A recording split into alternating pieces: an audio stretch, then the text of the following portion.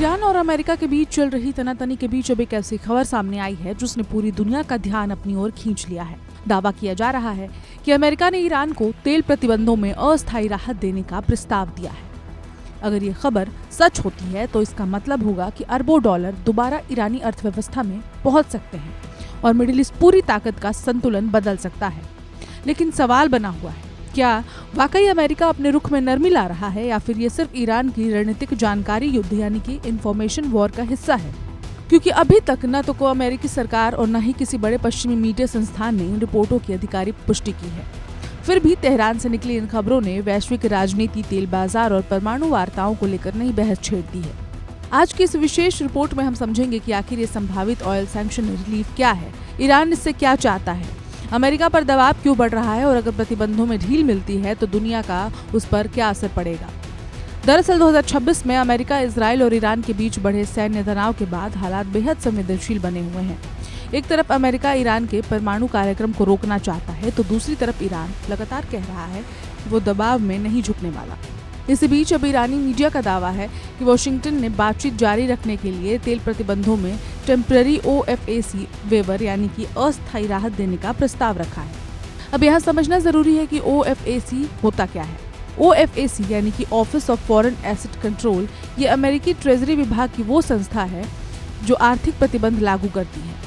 यानी दुनिया की कौन सी कंपनी, बैंक या देश ईरान के साथ व्यापार कर सकता है और कौन नहीं, इसका बड़ा नियंत्रण OFAC के पास होता है। अगर OFAC वेवर दिया जाता है तो इसका मतलब होगा कि कुछ समय के लिए ईरानी तेल खरीदने वाले देशों और कंपनियों पर अमेरिकी कार्रवाई का खतरा कम हो जाएगा। लेकिन ध्यान देने वाली बात यह है कि रिपोर्ट्स के मुताबिक ये राहत स्थायी नहीं होगी। सिर्फ बातचीत के दौरान अस्थायी छूट की बात हो रही है और यहीं से शुरू होता है असली विवाद, क्योंकि ईरान अब सिर्फ अस्थायी राहत नहीं चाहता। तेहरान साफ कह चुका है कि उसे चाहिए सभी प्रतिबंधों का पूर्ण और स्थायी अंत। ईरान की मांग है कि उसे फ्रीज किए गए अरबों डॉलर के विदेशी फंड्स वापस खोले जाएं, अंतर्राष्ट्रीय बैंकिंग सिस्टम तक उसकी पहुंच बहाल की जाए, उसकी शिपिंग और व्यापार गतिविधियों पर लगे प्रतिबंध हटाए जाएं और सबसे अहम, भविष्य में किसी सैन्य हमले की गारंटी भी दी जाए। यानी ईरान सिर्फ आर्थिक राहत नहीं बल्कि अंतर्राष्ट्रीय अलगाव से बाहर निकलना चाहता है। अब सवाल ये उठता है कि आखिर ये खबर इतनी बड़ी क्यों बन गई? क्योंकि अगर अमेरिका वास्तव में तेल प्रतिबंधों में ढील देता है तो इसका सीधा असर ईरान की अर्थव्यवस्था पर पड़ेगा। प्रतिबंधों के बावजूद ईरान अभी भी रोजाना लगभग 10 से 20 लाख बैरल तक तेल निर्यात कर रहा है। इनमें से ज्यादातर तेल चीन को शैडो ट्रेड नेटवर्क यानी कि अनौपचारिक रास्तों से बेचा जाता है। विशेषज्ञों का अनुमान है कि 2025 में अकेले ईरान ने तेल निर्यात से लगभग 45 अरब डॉलर की कमाई की थी। लेकिन अगर अमेरिकी प्रतिबंधों में थोड़ी भी नरमी आती है तो ईरान को और बड़ा फायदा हो सकता है, क्योंकि तब तक खरीदार देशों का जोखिम कम होगा, तेल को भारी डिस्काउंट पर बेचने की मजबूरी कम होगी और ईरान वैश्विक बाजार में बेहतर कीमत पर तेल बेच सकेगा। यानी कुछ ही महीनों में अरबों डॉलर का अतिरिक्त राजस्व, और अगर कभी पूरी तरह प्रतिबंध हटते हैं तो तस्वीर और बड़ी हो सकती है।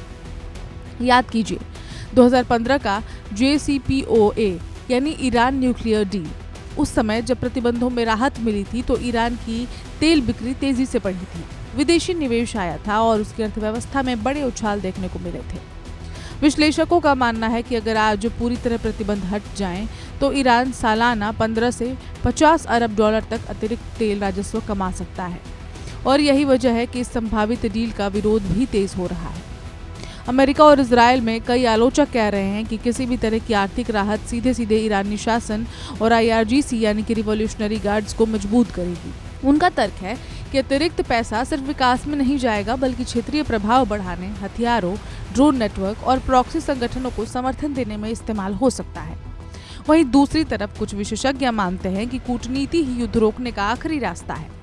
उनका कहना है कि अगर बातचीत टूटती है तो मिडिल ईस्ट एक और बड़े संघर्ष की तरफ बढ़ सकता है। यानी अमेरिका के सामने फिलहाल दोहरी चुनौती है। एक तरफ उसे ईरान के परमाणु कार्यक्रम को नियंत्रित करना है तो दूसरी तरफ वैश्विक तेल कीमतों और क्षेत्रीय स्थिरता को भी संभालना है। दरअसल हाल के महीनों में मिडिल ईस्ट में बढ़े तनाव का असर सीधे तेल बाजार पर पड़ा है। अगर स्ट्रेट ऑफ हॉर्मुज या खाड़ी क्षेत्र में हालात बिगड़ते हैं तो तेल की कीमतें पूरी दुनिया में रिकॉर्ड स्तर तक जा सकती हैं। ऐसे में कुछ विश्लेषकों का मानना है कि अमेरिका सीमित आर्थिक राहत देकर हालात को नियंत्रित रखना चाहता है। लेकिन इस पूरी कहानी का एक और पहलू भी है। अगर अमेरिका और ईरान के बीच कोई समझौता होता है तो उसका प्रतीकात्मक असर भी बहुत बड़ा होगा, क्योंकि ईरान इसे अपनी रणनीतिक जीत के तौर पर पेश करेगा। तेहरान कहेगा कि उसे सैन्य दबाव, आर्थिक प्रतिबंध, अंतर्राष्ट्रीय अलगाव के बावजूद झुकने से इनकार किया और आखिरकार अमेरिका को बातचीत की मेज पर वापस आना पड़ेगा। यानी सिर्फ तेल या प्रतिबंधों की कहानी नहीं है, बल्कि प्रतिष्ठा, वैश्विक शक्ति संतुलन की लड़ाई भी है। हालांकि इतिहास ये भी बताता है कि ऐसी डील्स बेहद नाजुक होती हैं। 2018 में अमेरिका के न्यूक्लियर डील से बाहर निकलने के बाद पूरा समझौता टूट गया था और फिर वही तनाव, वही प्रतिबंध और वही सैन्य टकराव लौट आए। इसलिए कई विशेषज्ञ मानते हैं कि अगर इस बार अस्थायी राहत मिल भी जाती है तो भी ईरान और अमेरिका के बीच असली संघर्ष खत्म नहीं होगा। फिलहाल पूरी दुनिया की नज़र वॉशिंगटन और अमेरिकी ट्रेजरी विभाग पर टिकी है, क्योंकि अगर इन रिपोर्ट्स की पुष्टि होती है तो ये मिडिल ईस्ट की राजनीति में एक बड़े भू राजनीतिक बदलाव का संकेत हो सकता है। और अगर पुष्टि नहीं होती तो ये भी साफ हो जाएगा कि सूचना युद्ध में अब बयान और लीक रिपोर्ट्स भी हथियार बन चुके हैं। लेकिन एक बात तो तय है, तेहरान और वाशिंगटन के बीच ये टकराव अभी खत्म नहीं हुआ है, बल्कि एक शायद नए मोड़ पर पहुंच चुका है। आगे क्या होने वाला है ये तो आने वाले वक्त में पता चलेगा, लेकिन फिलहाल दुनिया एक ऐसे चौराहे पर खड़ी है जहां पर शांति होती दिखाई नहीं पड़ रही है। Subscribe to One India and never miss an update. Download the One India app now.